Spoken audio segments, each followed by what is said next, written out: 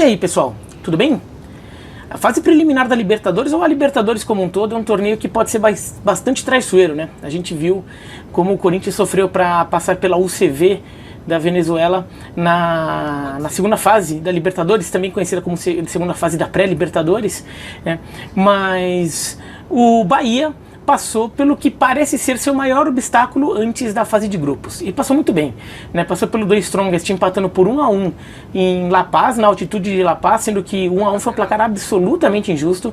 O Bahia jogou muito futebol, poderia ter ganhado com muito mais tranquilidade. E depois no jogo em Salvador, o Bahia fez sua parte e venceu por 3-0. E o Bahia tem dado sinais interessantes nesse ano, não só por isso, tá? É que o começo de temporada é um pouco traiçoeiro, porque você joga muito jogo de campeonato estadual, então jogos que você tem um nível de confronto mais baixo do que o normal. O Bahia ainda tem a Copa do Nordeste, até fez jogo contra o América de Natal, por exemplo, ganhou muito bem, 5-1, ainda que o América de Natal também não esteja tão bem assim.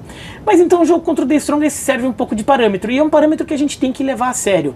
Mas não só por esse parâmetro do The Strongest, mas também pelas movimentações, pelos sinais que o Bahia dá na montagem do time desta temporada. Eu ainda não vejo um Bahia super poderoso brigando pelo título brasileiro. Ainda acho que falta jogador, tá? Falta talento para esse Bahia. Mas eu vejo um processo. Aí vamos pegar um negócio meio Philadelphia 76ers da NBA, trust the process, né? Confiar no processo. No Bahia você vê um processo. Nem sempre você vê. A gente vê muito clube no futebol brasileiro, sobretudo, mas não apenas, clubes com SAF que de repente contrataram jogadores, montaram um time forte no papel e deram um salto muito rápido de qualidade. O Bahia não fez isso, né? O Bahia no primeiro ano sua sangue para escapar do rebaixamento, né? Acaba escapando na última rodada quando vence o Atlético Mineiro em casa por 4-1, né?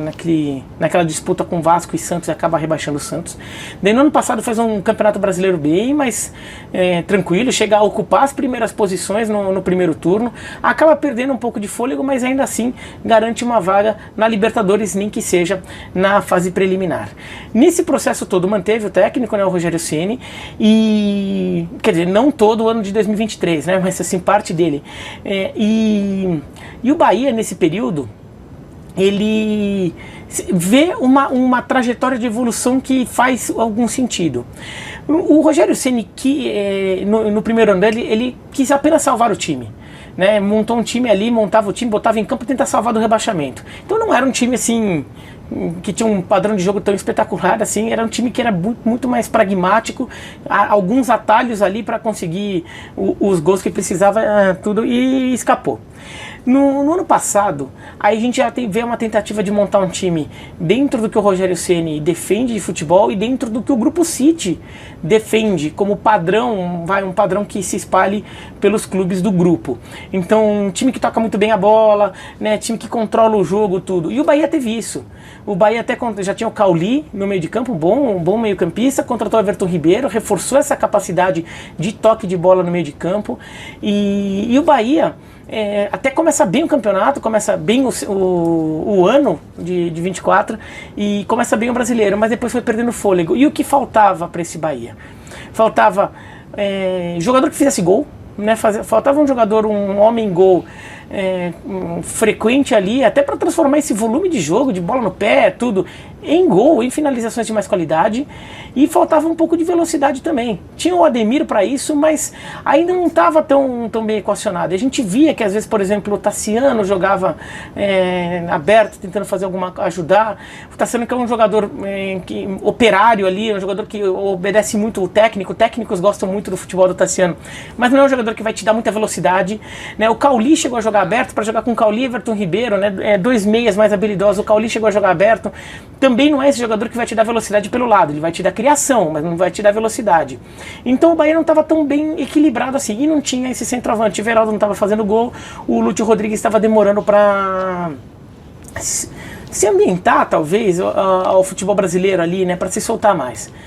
A gente viu alguns bons sinais nas últimas rodadas do Brasileiro do ano passado, e talvez nem todo mundo tenha prestado atenção, mas o Lúcio Rodrigues começou a fazer gol. ele começou a se soltar mais, começou a ser mais efetivo na frente e começou a fazer um pouco mais de gol, né?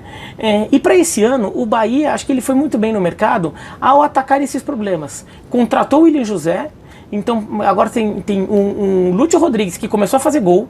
Então é um jogador que tá começando a crescer, ganhar corpo. Ele é um jogador jovem, então é normal que... É uma aposta de longo prazo do Bahia, do Grupo City, então é normal que ele demore um pouquinho, ainda mais mudando de país, tudo. Então começou a ganhar corpo o Lúcio Rodrigues e contratou o William José, né? Um jogador de capacidade técnica incontestável para o nível de futebol brasileiro. É um reforço bem importante para o Bahia ali, se ele jogar no nível que ele jogou tantos anos ali em La Liga, por exemplo. É um jogador que acrescenta bastante ao Bahia em relação à presença diária e até já fez gol no jogo contra o The Strongest. Então o Bahia tentou atacar esse problema e ao contratar o Eric Pulga, que eu nem acho um ponta mais espetacular do mundo, tá? Mas eu acho que ele te dá velocidade pelo lado esquerdo. Então agora o Bahia está muito mais equilibrado, não está tão torto assim, né? Então o Bahia consegue formar com Everton Ribeiro um 4-2-3-1, com Everton Ribeiro armando, Ademir e Eric Pulga abertos, e daí o Lúcio Rodrigues ou o William José na frente. Você tem uma possibilidade, assim, você fica muito mais equilibrado e você consegue impor velocidade, né? Então você tem no Everton Ribeiro um jogador que controla, que consegue ali distribuir o jogo, o Caio Alexandre um pouco mais atrás ali, você vê que tem um meio de campo um pouco mais consistente e jogadores que vão te dar velocidade. O Tassiano acabou saindo porque recebeu uma proposta do Santos que é difícil do Bahia recusar, porque realmente foi um valor acima do normal para o mercado que o Tassiano tinha e pelo valor que o Bahia mesmo tinha pago pelo Tassiano quando tirou ele do Grêmio. E tem o Cauli como opção ainda. Então o Bahia se torna um time com mais capacidade de variar o seu jogo e de resolver problemas que ele não tinha no passado. Falta de velocidade em alguns momentos e jogador que conseguisse botar a bola na rede. O Bahia teve vários jogos que teve bom volume de jogo e ele simplesmente não conseguia fazer o gol. Claro que assim, eu ainda acho que é um time com limitação. Então não é que o Grupo City chegou no Brasil e quis gastar o dinheiro que gastava no Manchester City para montar um super timaço. É um trabalho de processo, é um trabalho mais lento, de ir formando jogadores, crescendo gradualmente. E nisso, eu acho que o Grupo City faz bem em manter o Rogério Ceni, acreditou no Rogério Ceni, então acredita nele como um técnico que pode dar esse tipo de resultado, pode entender esse processo e tá mantendo o Rogério Ceni, não caiu numa precipitação ali de demitir o Rogério Ceni quando a coisa ficou ruim no Brasileiro do ano passado, por exemplo, né? E tá mantendo. Então acho que o Bahia dá sinais de que ele pode evoluir um pouco mais, dar alguns passos à frente. Claro que assim, para dar saltos maiores, tem que reforçar mais o elenco, tem que ter jogadores. Acho que as características dos jogadores que o Bahia trabalhou são boas para tornar um time mais competitivo. Mas você pode contratar jogadores com as mesmas características e até mais qualidade. Acho que o Bahia ainda tem um déficit nessa questão, mas o Bahia tende a crescer. Eu acho que o Bahia vai dando sinais de que ele está acompanhando, por exemplo, para pegar uma comparação que é até meio clichê, mas acaba sendo evidente porque é um clube que também trabalha com menos recursos e também acabou crescendo bastante o Fortaleza. Fortaleza faz esse processo longo também, né? O Fortaleza não ficou com o Vojvoda desse tipo. Aliás, o processo do Fortaleza até vem com o Rogério Ceni no começo, tá? Mas o Fortaleza não virou o time competitivo que chegou a vaga direta na fase de grupos da Libertadores, semifinal de Copa do Brasil, final do Sul-Americano do dia pra noite, né? Foi um processo. E assim, foi um processo de montar um time, estabelecer, identificar as carências e as qualidades do grupo que foi montado, explorar todas as possibilidades desse grupo para depois atacar essas carências, contratando jogadores que resolvessem essas carências. É longo, demora.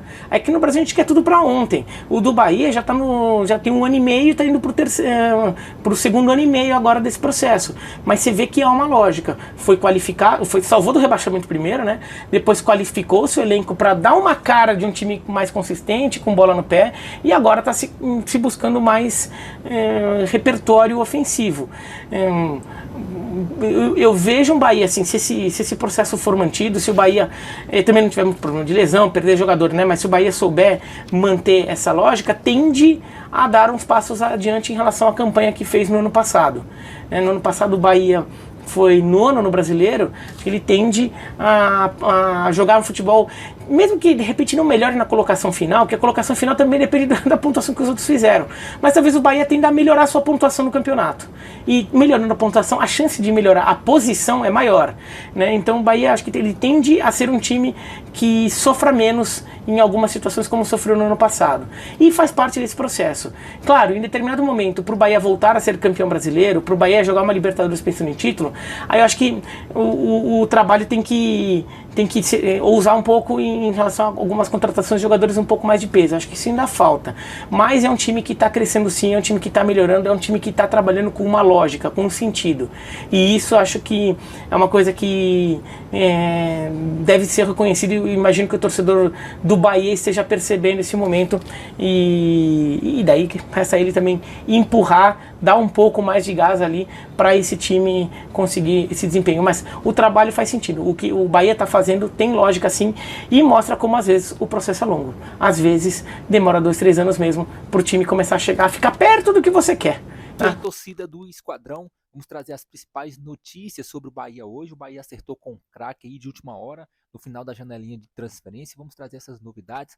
O Bahia tem jogo hoje contra o Juazeirense pela semifinal do campeonato pelo campeonato baiano e passando aí, provavelmente vai enfrentar o Vitória nas finais da competição. O Bahia segue ferido. O ano passado o Vitória se sagrou campeão baiano, mas essa temporada aí promete. O Bahia também vai enfrentar o Boston River na próxima semana pela Libertadores da América. O Rogério Ceni já se prepara para esse duelo. Outra informação importante é que o Bahia anunciou em última hora um novo reforço. O craque chegou aí, o goleiro Ronaldo. Ronaldo assinou com o Bahia ontem, no último dia da janela de transferência. Assinou com o Bahia, o jogador chega por empréstimo, o negócio foi acertado aí com o Atlético Goianiense e o Ronaldo foi apresentado ontem nas redes sociais oficiais do Bahia e chegou no CT do Tricolor para atuar aí pelo Bahia, novo reforço do Bahia. Uma notícia importante aí, o Bahia ganha mais um reforço para a temporada.